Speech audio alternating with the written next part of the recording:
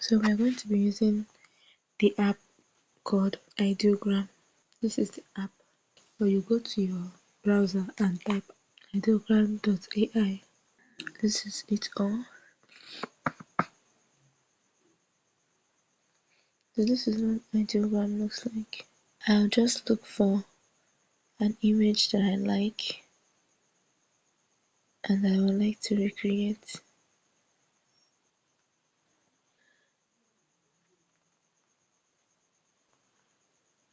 Okay, so I want to show you guys how to easily create images using Ideogram. So this is something I like and would like to recreate. When you go down, you'll see that ones that look like it. You can actually take anyone you like. This is the prompt. You see here, prompt. We click on more. Photograph a man as a female model with medium brown skin and tightly coiled natural afro textured hair, styled in small intricate braids, adorned with subtle beads or natural accents. The model should have bright, expressive eyes and a confident, gentle smile that conveys warmth and approachability. Her skin should appear smooth and luminous with soft lighting that enhances her natural features and the texture of her.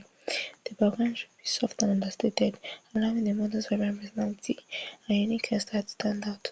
This image should be versatile, stable for various busy fashion or lifestyle campaign, poster, photo.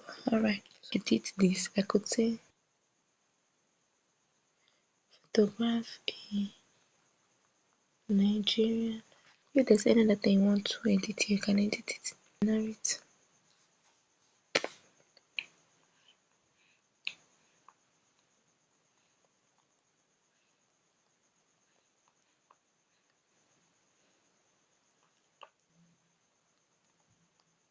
Wow,